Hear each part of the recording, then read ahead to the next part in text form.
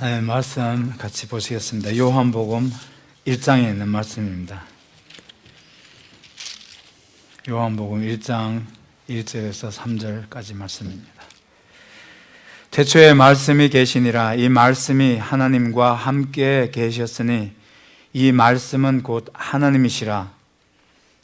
그가 태초에 하나님과 함께 계셨고 만물이 그로 말미암아 지은 바 되었으니 지은 것이 하나도 그가 없이는 된 것이 없느니라. 아멘. 요한이 쓴 복음서입니다. 요한은 오늘 복음서 요한복음을 기록하면서 1절에서 말씀으로 시작을 합니다.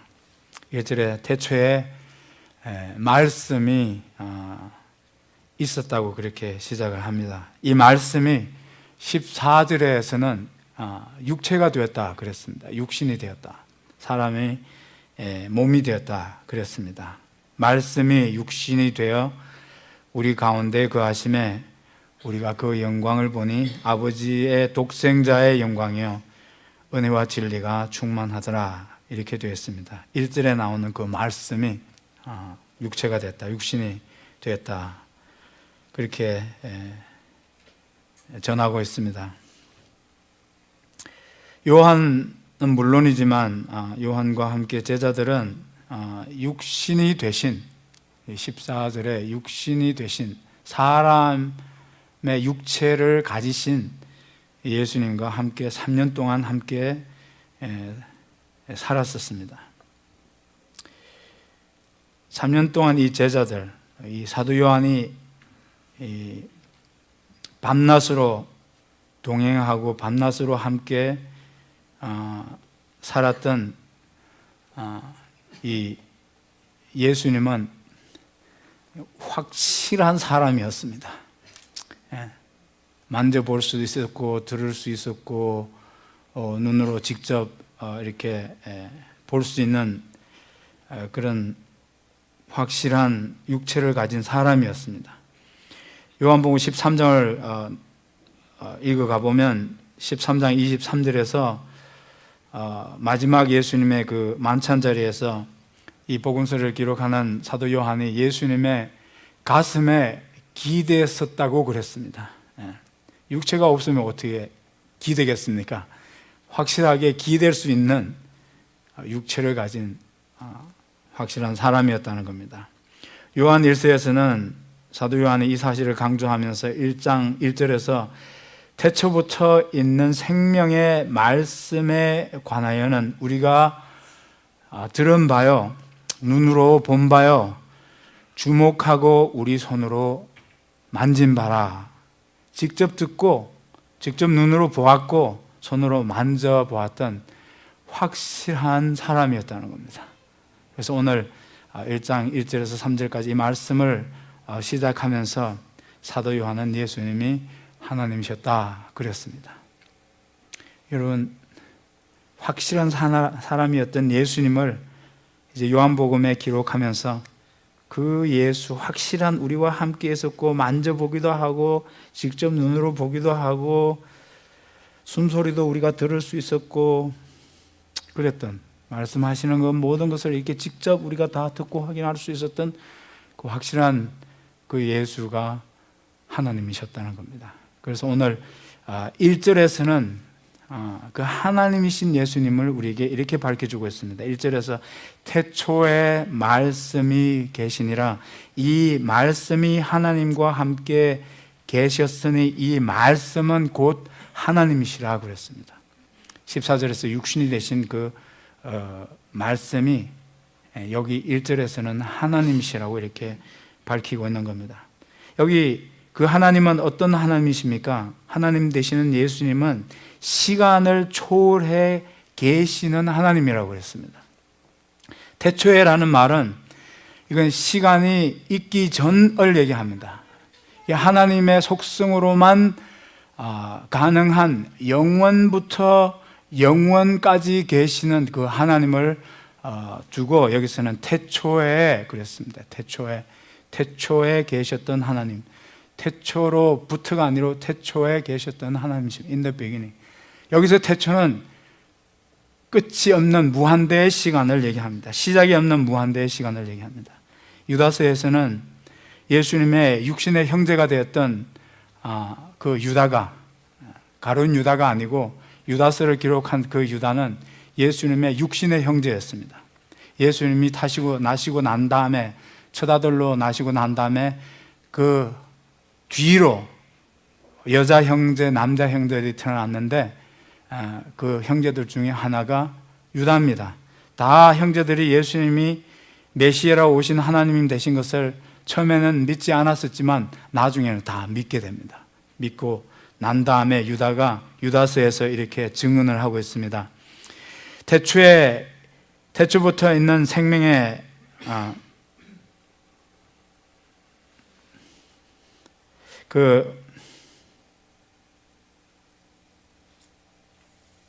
유다서 1장 25절을 보니까 곧 우리 구주 홀로 하나이신 하나님께서 우리 주 예수 그리스도로 말미암아,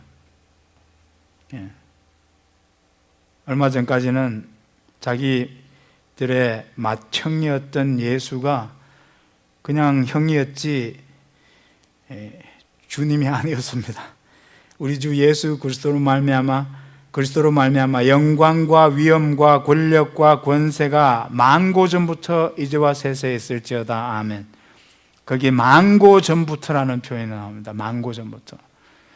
Before all ages 그랬어요. 만고 전부터 계시던, 영원부터 영원까지 계시는 하나님이 바로 그 예수님이다. 이렇게 우리에게 밝혀주고 있습니다. 또 예수님이 하나님이신데 정체에 있어서, 정체성의 핵심에 있어서 예수님의 하나님이시다고 이렇게 우리에게 밝혀줍니다. 이 말씀은 곧 하나님이시라 이렇게 말하고 있습니다. 예수님 자체의 정체성의 핵심이 the essence of identity. 내가 누구 자식의 엄마도 아니고 누구 남편의 아내도 아니고 아내의 남편도 아니고, 제가 우리 여기 교회 나오시는 부모님들 부를 때 항상 애들 이름으로 부릅니다. 사랑의 엄마. 여러분, 그게 내 정체 전부는 아닙니다. 그게 내게 전부의 핵심은 아닙니다. That's not the essence of who I am. 예수님의 그 정체의 핵심을 들어가 보고 또 근본으로 들어가 본다면, 그 본질을, 그 속성을 끝까지 들어가 본다면 그 가장 핵심에는 예수님이 the essence of its identity is God. 그렇게 얘기합니다. 그분이 하나님이시라는 겁니다. 목수의 아들 예수도 아니고 마리아의 아들 예수도 아니고 그가 하나님이셨다는 겁니다. 그가 하나님이셨다는 겁니다. 요한복음 20장 28절을 가보면 제자 중에 하나였던 도마가 가로되 나의 주시며 나의 하나님이시라고 이렇게 고백하고 있습니다. 예수님은 자신이 하나님이신 줄 아셨습니다. 그리고 하나님 대신 자신은 하나님이라고 주장했습니다.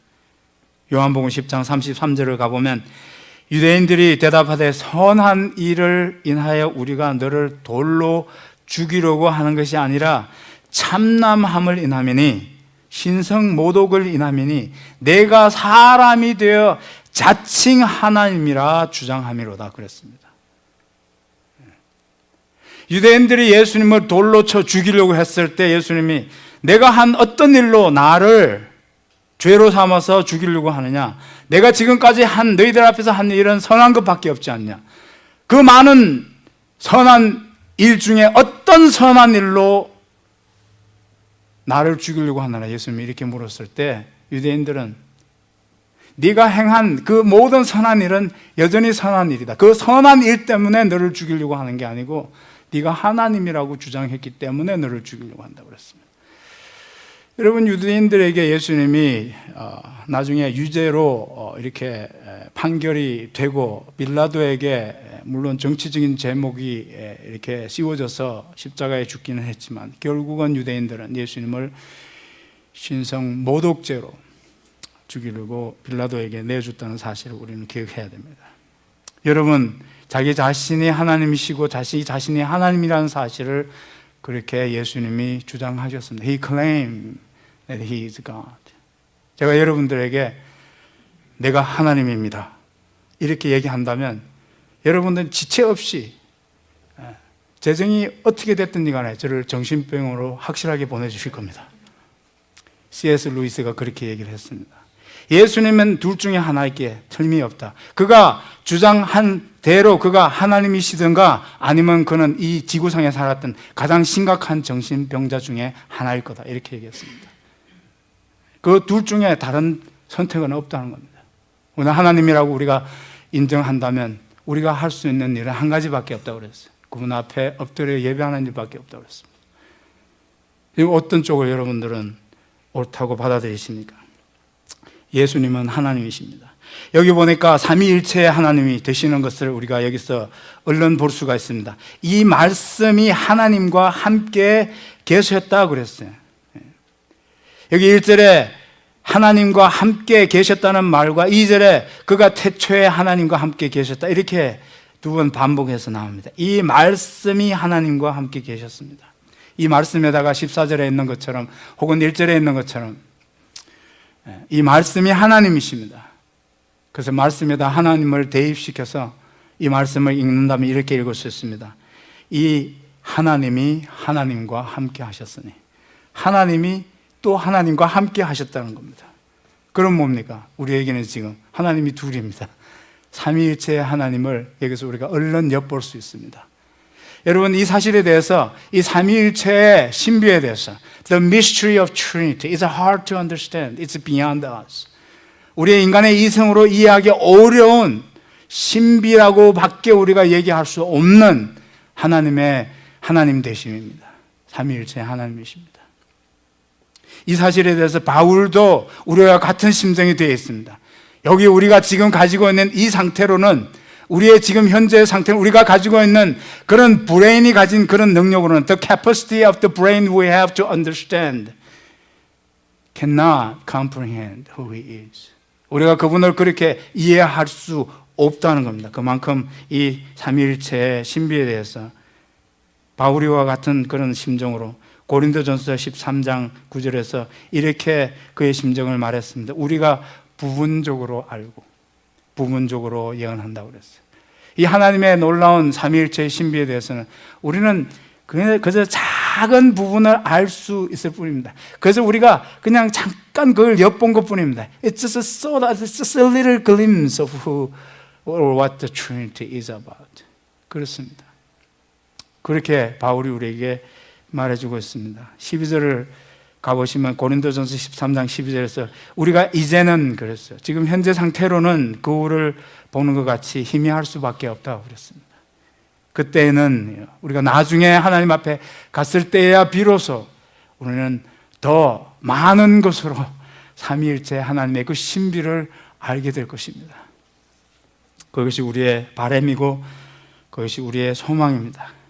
그래서 우리가 이제는 거울을 보는 것 같이 희미하고 답답하나 그때는 얼굴과 얼굴을 대하여 볼 것이요, 내가 부분적으로 아나 그때는 주께서 나를 아신 것 같이 내가 주님을 알게 되리라. 이렇게 우리에게 소망의 말씀을 해주십니다. 예수님은 그 삼위일체의 하나님 되신 것은 한 위가 되신다는 사실을 여기서 우리가 보게 됩니다. 예수님은 하나님이시고 삼위일체의 하나님이십니다.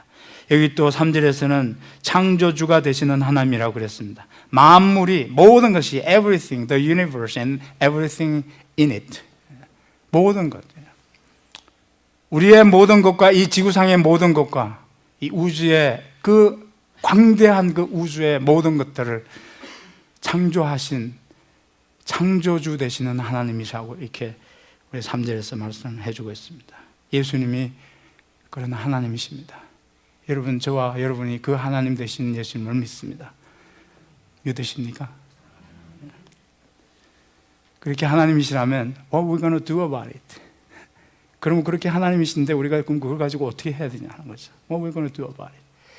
왜 여기서 요한은 예수님이 이런 분이라라고 그분의 행적과 그분의 살았던 모습과 그분이 가르쳤던 모든 가르침들을 요한복음을 통해서 우리에게 이렇게 우리가 독자되는 우리에게 이렇게 알려주기 위해서 이걸 기록하면서 왜 첫 서두에서 결론부터 얘기하고 있느냐 하는 겁니다. 1절에서 3절은 예수님이 하나님이시라는 것을 전격적으로 결론부터 우리에게 말씀해 주면서 그렇게 요한복음을 시작하고 있습니다.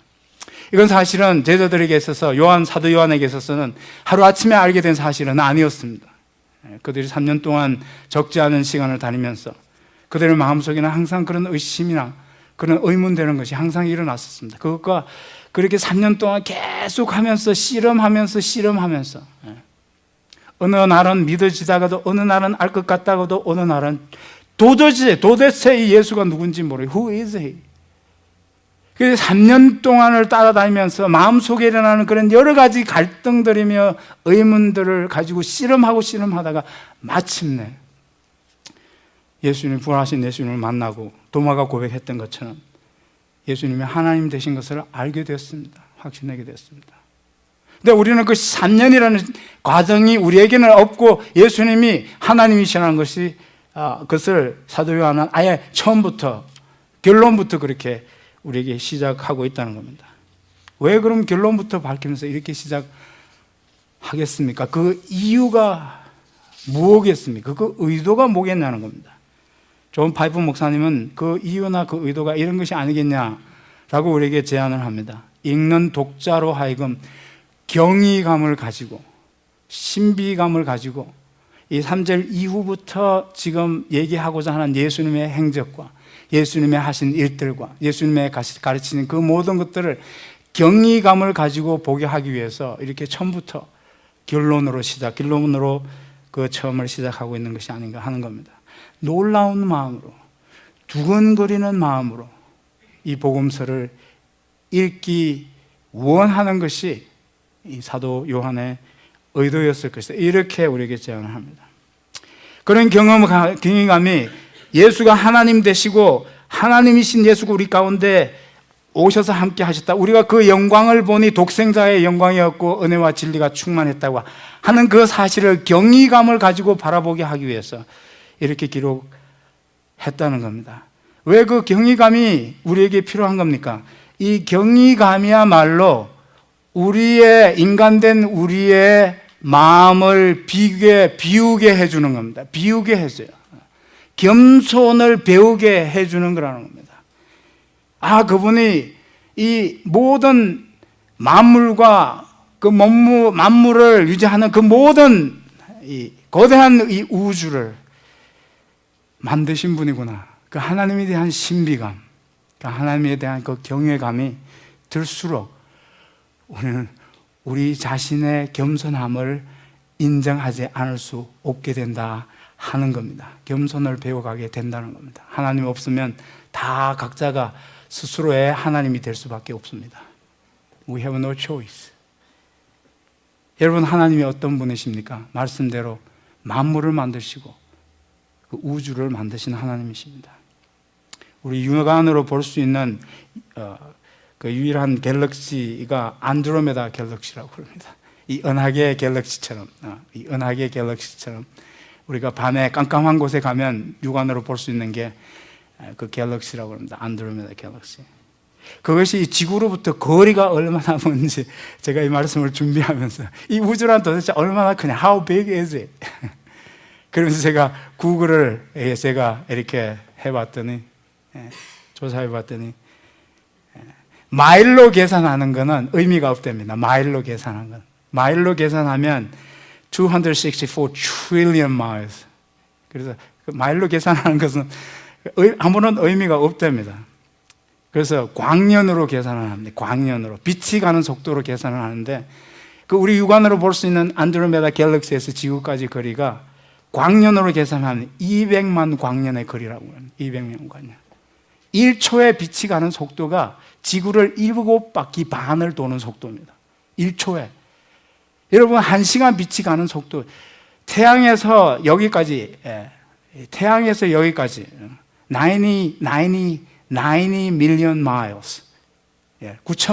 9천만 마일입니다. 그게 태양에서 지구까지 빛이 여기까지 도달하는 시간이 8분이에요, 8분. 그렇게 빨리 왔네. 그 먼 거리를 빛이 가는, 그 빠른 빛의 속도로 가는데, 그 1년 가는 빛의 속도를 1광년이라고 그러는데, 200만 광년을 가야 하는 거리입니다. 얼마나 큰 겁니까, 이 우주가. 근데 여기 여기 은하계가 있고 여기 안드로메다의 갤럭시가 있다는 것마다 우리는 대단한 겁니다. 이건 우리가 상상할 수 없을 정도로 거대한, 이것만 이 우주에 있다고 하더라도 우주는 대단한 겁니다. 우리가 있는 이 은하계가 얼마나 큰 겁니까?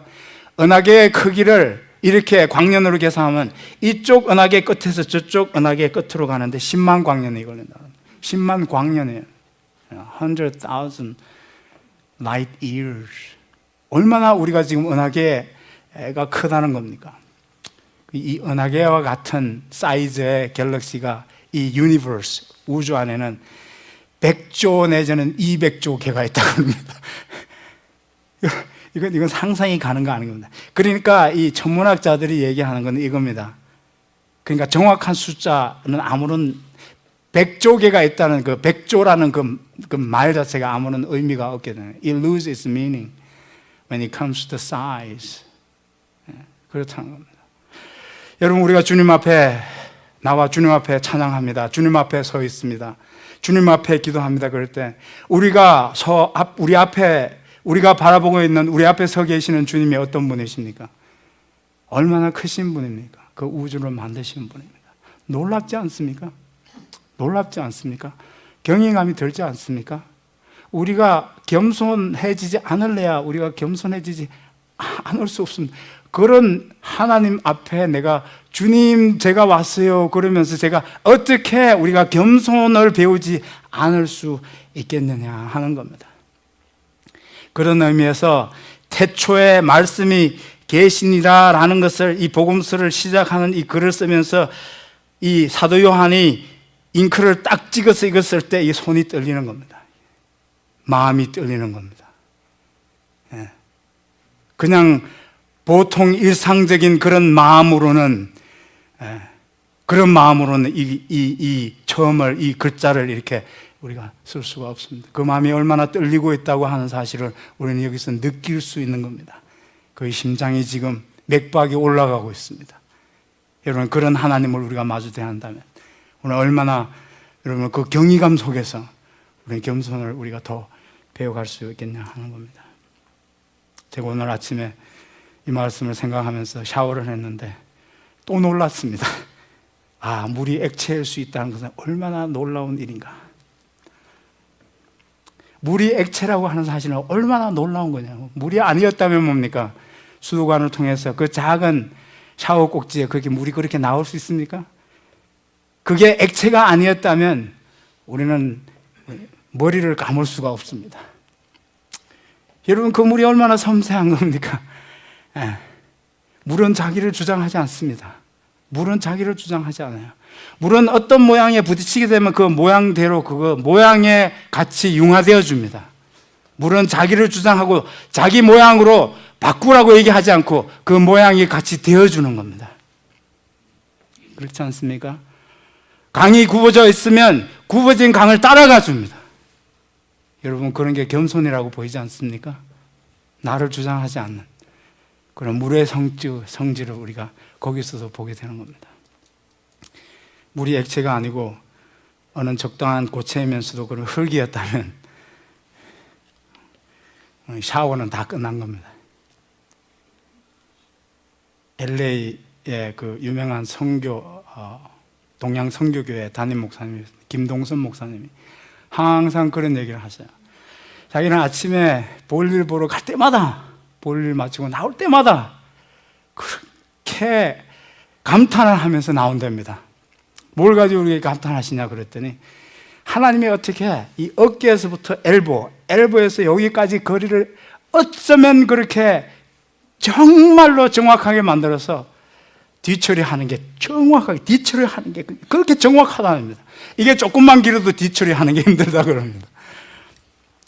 그걸로 김동선 목사님은 볼일 보고 나올 때마다 경탄에 맞아 안다 그랬습니다.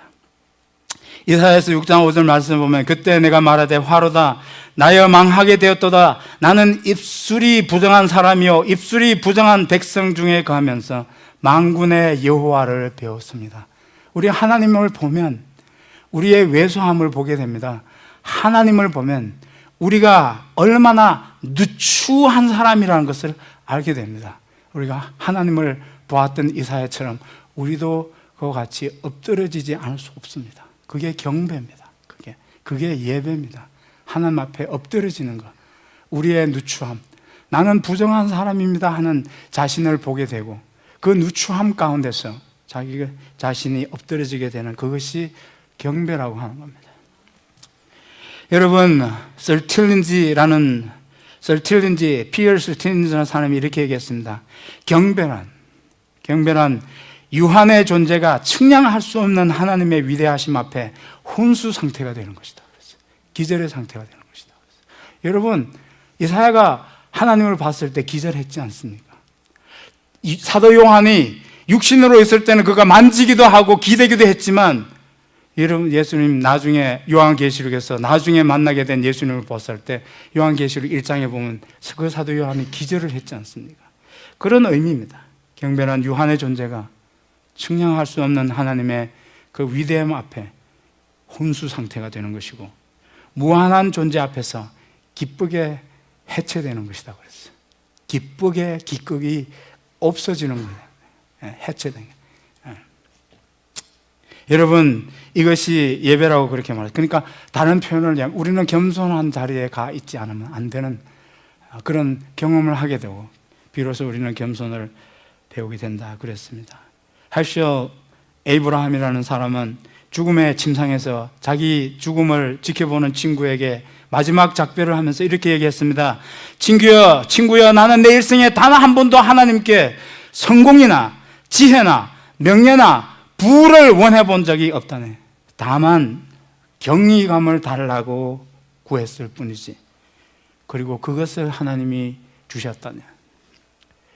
내 일생에 성공의 복을 구할 수도 있고 지혜의 복을 구할 수도 있고 명예와 부의 복을 우리가 구할 수도 있습니다. 하나님이 구하는 자에게 그렇게 축복해 주십니다.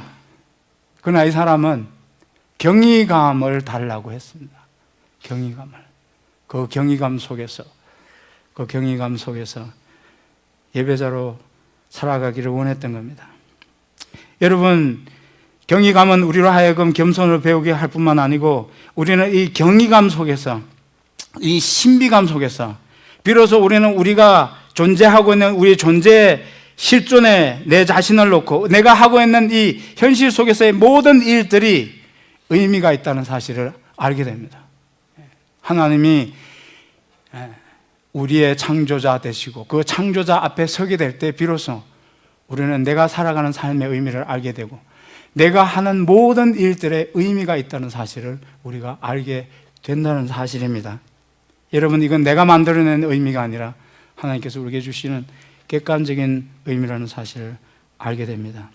그래서 하나님의 그 크심과 놀라우심과 오묘하심에 대한 그런 경외감과 신비감을 우리 마음에 품어야 한다는 겁니다. 그 마음으로 우리가 살아가게 된다면 우리의 삶에 정말 우리 삶 자체가 놀라운 삶으로 경험될 것이라는 사실입니다. 막스 베버라는 사람이 이렇게 얘기했습니다. 눅진한 세상에, 요즘 눅진 하시죠? 어떤 때는 막 그냥 멀미도 나시죠? 토하고 싶어. 그죠? 여러분, 뉴스 보면 그런 생각 안 들으세요? 눅진한 세상에 하늘의 빛을 끓여드리기 위해서는 하나님의 마음으로 수정이 되어야 된다고 그랬습니다. 여러분, 꽃이 수정되지 않습니까? pollination. 여러분, 꽃이 아무리 피어도 수정이 되지 않으면 거기에 아무런 열매가 맺리지 않습니다. 여러분, 그렇지 않습니까? 하나님에 대한 경이감으로 우리의 영혼이, 우리의 마음이 폴리네이션이 됐을 때, 그렇게 수정이 되었을 때 그게 우리의 삶에 비로소 그런 의미와 그런 삶의 열매들이 맺혀질 수 있게 된다고 하는 겁니다. 또 우리가 이 하나님에 대한, 예수님에 대한 그 경외감 속에서 우리가 뭘 또 우리가 볼 수 있게 되는 겁니까? 경외감 속에서 우리는 제한이 없으신, 조건이 없으신 그런 하나님의 자비와 긍휼을 보게 됩니다. 제가 그저께인가 우리 생명의 삶에서 시편을 지금 묵상 중인데, 거기 시편을 쓴 다윗이 그런 얘기, 하나님의 많은 긍휼과 많은 자비를 인하여 감사합니다. 그래서 나는 다윗이 참 왜 많은 긍휼이라고 그랬을까? 많은 긍휼과 많은 자비라고 그랬을까? 무한한 자비와 무한한 긍휼이라고 그래도 조금 더 좋은 표현일 수 있는데 왜 많은 긍휼이라고 그랬을까? 무한이라 그러면 우리는 거리감이 생겨요. 실감이 나잖아요. 그래서 우리가 더 가깝고 친근하게 느껴질 수 있는 그런 표현을 차라리 그렇게 쓰고 있는 겁니다. 400억 광년 그러면 거리감이 느껴지지는 않습니다. 실감이 나지 않아요. 그래서 안드로메다 갤럭시가 좀 멀리 떨어져 있대, 이렇게 얘기해야 우리가 알아듣습니다. 그렇습니다. 그래서 다윗은 오히려 많은 자비와 많은 긍휼이라고 그렇게 표현을 합니다. 아무튼 우리는 경외감 속에서 우리는 사도 요한이 의도한 대로 그 놀라우신 그 어마어마하신 하나님이 어디에 와 계십니까? 뭐 하고 계십니까? 그런 위대하신 하나님이 갈릴리 그 먼지 나는 시장 바닥을 걸어 다니고 있어요. 돌아다니고 있어요. 그게 거기에서 우리가 그게 하나님이라는 그런 경외감을 가지고 그 사실을 들여다본다면 그건 정말 거기에서 하나님의 그 무한하신 자비, 그 많은 자비와 긍휼을 여러분들 보지 않습니까? 우리는 조금만 다른 사람들보다 뛰어난 재능이 있거나 조금만 더 많은 것들을 우리가 성취해낸 것이 있다면 당장 그런 유능한 사람들은 어디로 갑니까? 더 넓은, 더 큰 무대로 사람들을 보냅니다. 그렇지 않습니까? 그런 위대한 하나님이 지금 어디를 지금 걸어다니고 계십니까? 돌아다니고 계십니까? 저기 갈릴리라고 하는 그런 벽촌에 거기를 걸어다니게 해서 그건 뭘 얘기해 주는 겁니까? 이런 그분이 저와 여러분을 그렇게 그런 무한한 자비와 긍휼로 우리에게 와 주신다는 그런 의미입니다. 그게. 높은 사람 만나기 힘듭니다. 높은 사람 우리들을 만나 주려고 하지 않습니다. 높은 사람들일수록 우리를 찾아온다는 것은 우리는 상상할 수 없습니다. 그렇지 않습니까? 그런 하나님이 병자를 고쳐주고 계십니다. 그런 하나님이 한 번에 한 사람씩 고쳐주십니다. 놀랍지 않습니까? 400불씩 차지하는 노예만 돼도 한꺼번에 처리해요. 한꺼번에. 도매금으로 처리할 수 있는 것은 시스템마이즈해서 한꺼번에 처리해요. 케이스 바이 케이스로 퍼스널하게 그렇게 대해준다는 것은 우리는 그 사람이 시간당 임금이 높은 사람일수록 그 사람의 시간이 가치가 있다고 생각할수록 우리는 우리 시간의 가치를 다 돈으로 환산하지 않습니까? 다 돈으로 환산해요. 그렇죠? 그렇게 환산해서 시간당 페이가 높은 사람들일수록 퍼스널 간택을 한다는 것은 그건 정말 우리는 기대할 수가 없습니다. 그런 어마어마한 하나님이 그런 병 고치는 일로 갈릴리라고 하는 그런 아무도 알아주지 않는 그런 곳에서 데가볼리라는 곳은 정말 사람들이 찾아주지 않는 곳이고 사람이 찾아가지 않는 곳입니다. 그런 곳은 버려진 땅이고 잊혀진 땅들입니다. 그 땅들. 그런 잊혀진 땅, 그런 버려진 그런 땅에 살고 있는 사람들을 주님이 일일이 하나하나씩 찾아와 계신다는 겁니다. 뭐 하고 계시는 겁니까? 거기서 도대체 우리는 뭘 알 수 있는 겁니까? 그 의미가 도대체 뭡니까?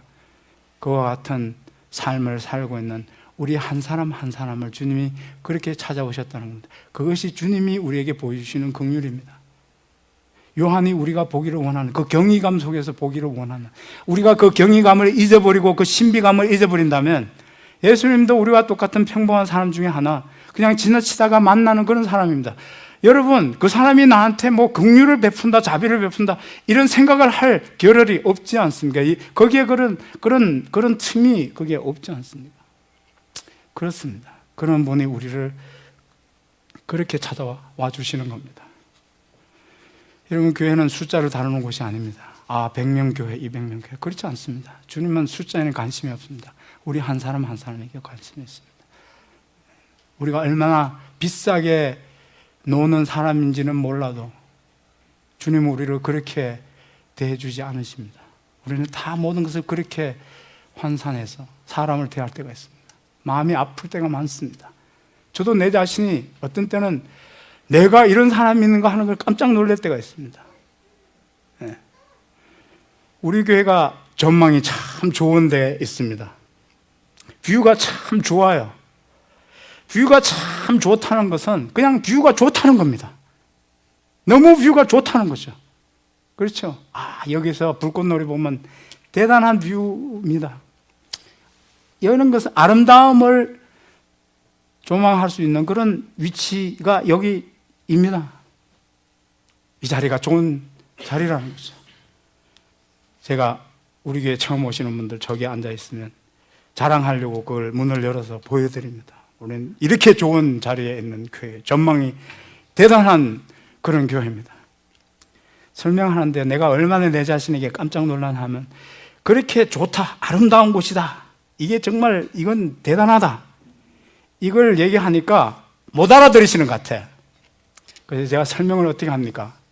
이 정도의 뷰를 가진 일반 주택 같으면 이게 2, 3만 불 더 줘야 되는 겁니다. 좋다는 것을 돈으로 환산해야 이 사람들이 이해를 하지 않고, 나도 그만큼 속물이 되어 있는 겁니다. 아름답다는 것을 아름답다고 얘기하는 우리 못 알아본다는 거죠. 우리는 돈으로 모든 가치를, 아름다움의 가치도 돈으로 환산하는 데 익숙해 있기 때문에 그 집은 아름다워요. 그러면 그 집이 얼마나 좋은 집인지 모르고 그 집이 한 100만 불짜리 되는 것 같아요. 이걸 금방 알아본다는 거예요. 네. 그렇지 않습니까? 주님은 우리를 그렇게 다가오지 않습니까? 경이감이야말로 그런 신비감이야말로 저는 정말 우리가 누릴 수 있는 가장 큰 축복이라고 봅니다. 그래서 다른 복을 구하지 않고 경이감을 달라고 구했다는 그 수도사의 말은 정말 우리에게 필요한 말씀이라고 그렇게 보는 겁니다. 여러분, 경이감 속에서 우리는 이 만물을 창조하신 하나님의 눈으로 이 만물을 볼 수 있습니다. 경이감 속에서 우리는 서로를 하나님의 형상대로 창조된 또 하나의 사랑받는 하나님의 사람들로 우리의 이웃을 하나님의 눈으로 바라볼 수 있습니다. 우리에게 필요한 것은 슬로우 다운 하는 겁니다. 대강절입니다. 벌써 3주 지났습니다. 2주 남았습니다. Let's slow down a little bit. 시편에 있는 말씀, 시편 46편 10절 말씀을, 너희는 가만히 있어 내가 하나님됨을 알지어다. 그랬습니다. 우리의 문제는 뭐겠습니까? 가만히 있지를 못해요. 마음도 가만히 있지를 못해요. 생각도 가만히 있지를 못해요. 우리가 좀 여유를 내서, 시간을 내서, 우리가 좀 혼자만의 그런 시간들을 통해서 우리가 좀 가만히 있을 수 있는 그런 여유를 좀 우리가 이 대강절에 가질 필요가 있습니다. 그래서 내가 살아가는 이 세상은, 내가 누리는 이 삶은 얼마나 놀랍고 귀한 삶인가, 하나님의 그 자비하심은 얼마나 많은 자비와 많은 긍휼이 되시는가 하는 것을 누리는 귀한 대강절이 되기를 주님의 이름으로 축원합니다. 다 같이 일어나시기 바랍니다.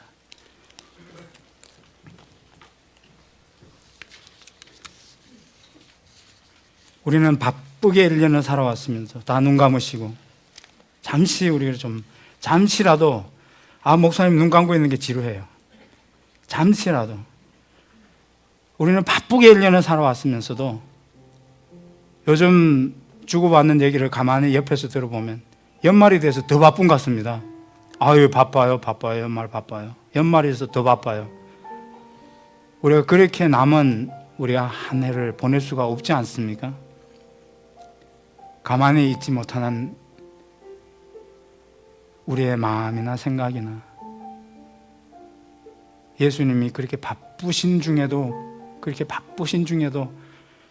종종 자주 한적한 곳으로 혼자 가셨다고 그랬습니다. 그건 우리에게 많은 것을 의미합니다. 우리는 좀 슬로다운 하면서 내 마음의 여유를 좀 찾아야 할 때입니다. We need to take time and reclaim the tranquility, the quietness. At times we need to reclaim the silence. 우리가 침묵을 다시 우리가 찾아 회복해야 됩니다. 그렇지 않으면 모든 분주함은 수정되지 않은 꽃처럼 그렇게 잠시 피어서 화려할지는 모르지만 열매 없이 지고 말게 되는 겁니다. 하나님의 경영감으로 잉태되어지고 수정되어지는 그런 남은 기간 될 수 있기 바랍니다. 주님 감사합니다. 하나님께 놀라우심을 우리가 경이로운 마음으로, 신비감으로 우리가 하나님을 바라보고 이 대강들을, 남아있는 두 주의 대강들을 지내게 주님 축복하여 주시옵소서. 예수님의 이름으로 기도하옵나이다. 아멘.